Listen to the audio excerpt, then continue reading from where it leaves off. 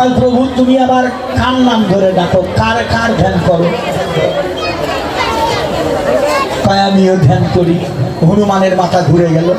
হনুমান কয় প্রভু আমি জানি তুমি ভগবান, তোমাকে পাইলে জীবের চাওয়া পাওয়া শেষ শেষ, তুমি বলতো শেষ।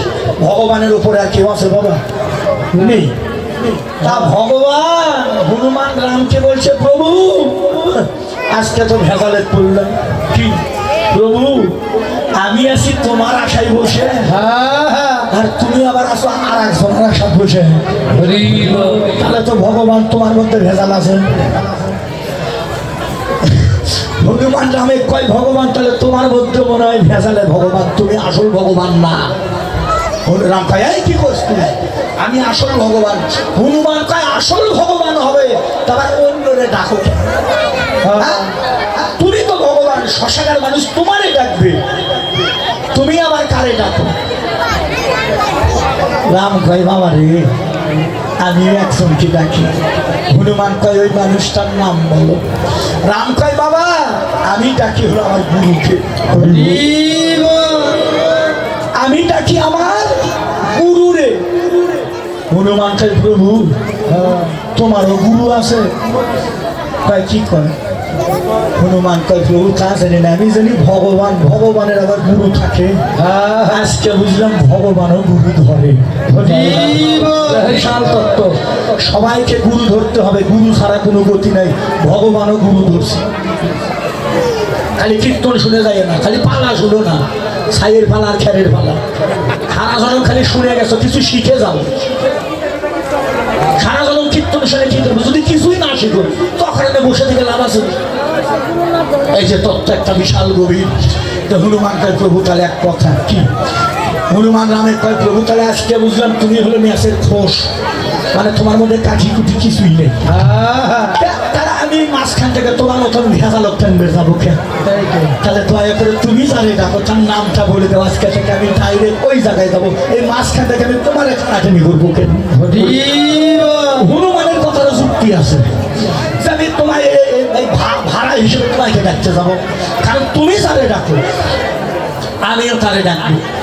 তাহলে বলে দাও প্রভু তোমার গুরুদেব কোথায়? রাম হনুমানে বলছে হনুমান তুই আমার গুরুদেবের নাম শুনবি না দেখবি। হনুমান যদিও বনের পশু, এই যে দাঁড়িয়ে আছে দাদু ভাই মায়েরা, খুব গভীর, আমি সব জায়গায় সব আলোচনা করি না। হনুমান চালাক ভক্ত, যদিও বনের পশু, হনুমান কিন্তু চালাক ভক্ত। হনুমান কয় না শোনা কথা ভুলও হতে পারে, শোনা কথার কোনো দাম আছে? হনুমান কয় প্রভু আমি দয়া করে তোমার গোসাইকে একটু দেখতে চাই, তুমি দয়া করে বলো তোমার গুরুদেব থাকে কোন জায়গা? কয় যে ওই যে সামনে পাহাড়, ওই পাহাড়ের মধ্যে একটা গর্ত আছে, ওই গর্তের ভিতর গিয়ে দেখবি আমার গুরুদেব গায়ে মাথায় চাদর দিয়ে শুয়ে আছে। রামচরণে ভক্তি দিয়ে কয় প্রভু কৃপা করো, তোমার কৃপা ছাড়া তো হবে না, তুমি কৃপা করো। তাহলে যাবো আর তোমার গোসাইয়ের চরণখানা দেখে এখনই চলে আসো। রাম কয় যা। এবার হনুমান গেল ভগবানের গুরু দেখতে, যায় দেখে পাহাড়ের গহ্বরে ইউটিউব চ্যানেল চলছে, কথাটা সবাই শুনবে, আমার কথাগুলো হলো জ্ঞানের কথা।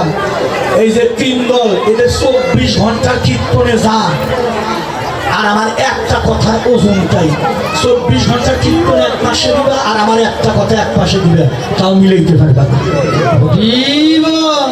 বাংলাদেশে যত কীর্তন আছে আমি আমি আমি আমি বলে গেলাম, আমার একটা কথার ওজন 1 কোটি টাকা, মিলাইতে পারবে। 24 ঘন্টা কীর্তন করে সব সব কথা এক পাল্লায় দিবা, আর আমার একটা কথাই এক পাল্লা দিবা, তার ওই পাল্লাটা ঝুঁকে যাবে। এই দেখো কি একটা তত্ত্ব এখানে। এখন গেছে জয় না দে দেখে চাদর গায়ে দিয়ে গুরুদেব শুয়ে আছে। হনুমান গুরু গোসাইকে তো চট করে ডাকা যায় না, ধীরে ধীরে চরণ ধরে জাগাতে হয়। সাধুগুরু বৈষ্ণবকে কিন্তু গায়ে হাত, আরেকটা সাবধান করে দিলাম, এই যে তত্ত্ব সাধুগুরু বৈষ্ণব যদি শুয়ে থাকে, স্বামীও যদি শুয়ে থাকে, কথা বলে গেলাম আজকের আসলে স্বামীর গায়ে হাত দিয়ে জাগাবা না। যদি পারো স্বামীর চরণে হাত দিয়ে চরণ ধরে আস্তে আস্তে করে স্বামীর জায়গাটা আর করে না যাবো। ওগো ওঠো তো, তোমাকে স্বভাব আমি জানি, তোমাকে দল আমার ভাই ইট আছে, একই ভাটার ইট নাকি? বেশ ভাই, একই ভাটার ইট, তোমাদের দল আমার ঘর তো আছে, আমি চিনি। ওঠো তো, এগুলা না, এলে বেদবি। স্বামীকে জাগাতে হলে স্বামীর চরণ টিপে টিপে ধীরে ধীরে স্বামীর জাগাতে হবে। কয়ে গেলেন আজকের আসলে হরি বল। এখন হনুমান এই এক পাশ থেকে চাদর উঠাইছে, উঠে দেখে গুরুদেবের চরণ, রায়ক চরণে ভক্তি টক্তি দিয়ে, তাহলে এই পাশে তো দেখছে চরণ দাদা, তাহলে মাথা এই পাশে থাকবে না? মাথা কোন মুড়ে থাকবে? এই মাথায় যদি চরণ থাকে তাহলে ওই পাশে মাথা থাকবে না? হনুমান গিয়ে এই পাশে চাদর উঠাই, এই পাশে চাদর উঠে দেখে ওই পাশেও চরণ। হনুমানকে ঘটনা কি? এই পাশেও চরণ, এই পাশেও চরণ, দুই দিকে চরণ গুরুদেবের। আচ্ছা থাক, আমার ঢাকছি দেখে আমার এই পাশ থেকে উঠেছে, এই পাশ থেকে উঠে দেখে এই পাশেও চরণ। হনুমানকে ঘটনা কি? ওই পাশে দেখে এই পাশে উঠেছে, এই পাশে উঠে দেখে এই পাশেও চরণ, মানে যেদিক খোঁজে চরণ, খালি গুরুদেবের চরণ। হনুমান তাকে রাগ টাক করে এসে রামের সামনে দাঁড়াচ্ছে গাল ফুলে। রামকে কি ব্যাপারে হনুমান রাগ করছিস কেন? রাগ করবো না, বড় আশা করে তোমার গোসাই দেখতে গেলাম, কই দেখিস নি? কই দেখছি? আমার গুরুদেবের সিয়েরা কেমন? সিয়েরা যেদিক দেখি খালি পাও দেখি, খালি পাও দেখি। আচ্ছা প্রভু দয়া করে বলো তো প্রভু, আচ্ছা তোমার গুরুদেবের কি মুখ নাই? না। রাম কয় বোকা, এই বোকা, মুখ আমার থাকে না। মুখ যদি থাকে তাহলে চতুর্দিকে খালি পাও দেখলাম, তা তোমার গোসাইয়ের এই সাত বদনটা তো দেখতে পারলাম না। রাম বলেছিল হনুমান তুই যে বোকা। হনুমান বলল আমি বোকা মানে? রাম বলল হনুমান যখন তুই আমার কাছ থেকে যাস তখন কি বলে গেলি? তুই যে আমায় বললি যে প্রভু কৃপা করো, আমি খালি দৌড়ে গিয়ে তোমার গুরুদেবের চরণখানা দেখে চলে আসবো। তুই তো চরণই দেখতে গেছিস, তাহলে তো চরণই দেখবি। তুই তো চরণ দেখতে গেছিস, তাহলে তো চরণই দেখবি, মুখ তো আর দেখতে পারবি না। হনুমান কয় প্রভু আমার বলতেই ভুল হয়েছে, যাই হোক ক্ষমা প্রার্থী, আমি তোমার গুরুদেবের তোমার গোসাইয়ের চাঁদ মুখটা দেখতে চাই। দেখবি? যা, ওই যে সামনে সাগর, সাগরের অতল ভূমিতে গিয়ে দেখি একটা মন্দির আছে, ওই মন্দিরের মধ্যে ঢুকলে আমার গুরুকে দেখতে পারবে। হনুমান ভগবানের চরণে ভক্তি দিয়ে সাগরের অতল দেশে যায়, গিয়ে চতুর্দিকে ঘরে। এই মন্দিরের কোনা কয়টা বাবা? চারটা না? চারটা। ঘরের কোনা চারটা না? একটা বিশাল তত্ত্ব নিয়ে এই কথা 170টা পালা আমার আসরে চলছে বর্তমান ইউটিউব চ্যানেলে। খালি দুলাল মোহন্ত লিখবে, চলে আসবে, মোবাইল নম্বর দিয়ে আছে, যারা কথা বলতে চান কথা বলতে পারবেন। আসলে তো মোবাইল নম্বর আছে, নিয়ে যাবেন। আমার প্রায় 10,000-এর বেশি এখন বর্তমান শিষ্য। আমার ইসলাম ধর্মের শিষ্যই 1000 পার হচ্ছে, মুসলমান।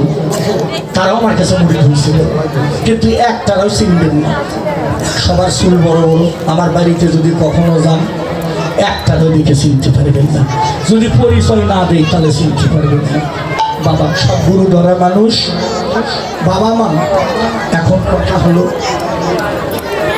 এই যে তত্ত্বটা হনুমান অতল দেশে গিয়ে দেখে একটা মন্দিরে, আমাদের মন্দিরের 4 কোণা বাবা, আর হনুমান চতুর্দিকে ঘুরে একটা মন্দির দেখে, মন্দিরের 3 কোণা। কয়টা কোণা? 3টা। হনুমানের মাথা ঘুরে গেল, দেখি ঘরের থাকে 4 কোণা, আবার এই মন্দিরের দেখি 3 কোণা। যাই হোক, দরজার মাঝে দাঁড়িয়েছে, দরজাতে 4 কোণা, দরজা না, দরজার দিকে চেয়ে দেখে দরজার মধ্যে 3টা কোণা। হনুমান তিনটি কোনায় ভক্তি দিয়ে ভিতরে ঢুকে দেখে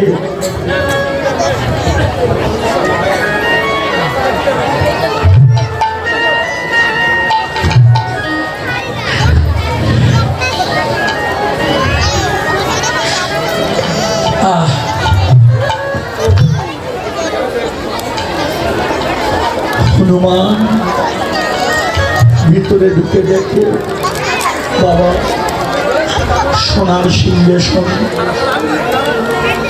সোনার সিংহাসনে ওরই মতো একটা সোনার হনুমান বসে আছে। আর রামচন্দ্র ভগবান নিজে নয়নের জলে ওই হনুমানের চরণ ধোয়াইয়ে দিচ্ছে। হরিবল হরিবল। সবাই ধুলে বাবা দেখো, ভক্তের গুরু ভগবান আর ভগবানের গুরু হলো ভক্ত। হনুমান কাঁদতে কাঁদতে ফিরে আসিল রামের সামনে দাঁড়িয়ে। হনুমান কাঁদে, রাম কই বাবা কাঁদিস কেন, আমার গুরুকে দেখেছিস? হনুমান বলে প্রভু আমি কি দেখলাম, সারা জন্ম আমি তোমার চরণ পূজা করি ভগবান, আর আজকে আমি গিয়ে দেখলাম তুমি যে আমার চরণ পূজা করছো। আমি একই দেখলাম